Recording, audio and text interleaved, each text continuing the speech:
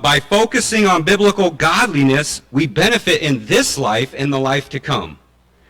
In verse 8, he says, "For while bodily training is of some value, godliness is of value in every way, as it holds promise for the present life and also for the life to come." That is my favorite verse when I don't want to go for a run. But then you read verse 12, down a little further, it says, "Let no one despise you for your youth." So Timothy was younger, I believe somewhere in his 30s, mid-30s, somewhere under 40. And it says, "Let no one despise you for your youth, but set the believers an example in speech, in conduct, in love, in faith, and purity." That's godliness. And he's supposed to set an example in godliness. And so what that tells me is there's no being too young to begin this path of godliness. And it's beneficial for others. There's something encouraging about seeing someone young taking their faith seriously, right? Like, you're just encouraged. You see them, they're like, no, I'm taking this Jesus thing seriously. I don't care what the world has to offer. I only want what Jesus has to offer. And they're young, and they're making that commitment.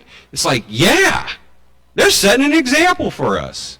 There's no being too young. Similarly, there's no being too old to encourage and to set an example. There's nothing like seeing someone who's lived a life of faith. They're older in age, and they still have the joy of the Lord just beating hard in their heart.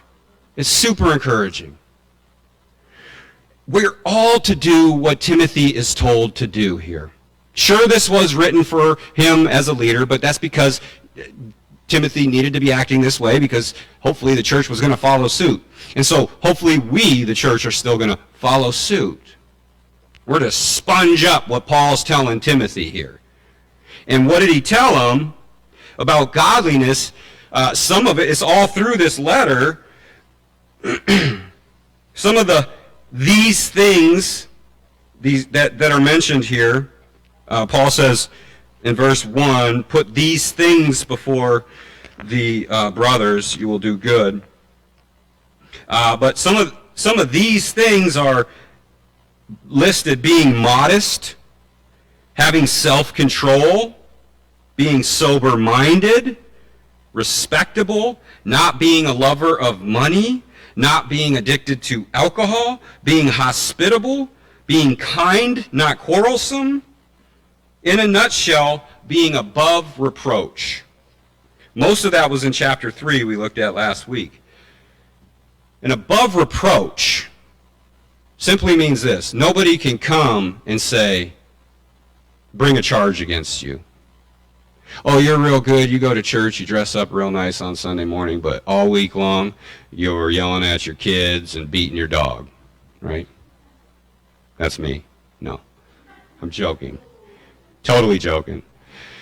But seriously, that's what above reproach means. It's your conduct is in such a way that nobody can bring a charge, because people who have a problem with God would love nothing more than to say, oh, yeah, look at this hypocrite over here, and that's why I'll have nothing to do with God. It's like, no, check it out. Yeah, we're hypocrites once in a while. God is not.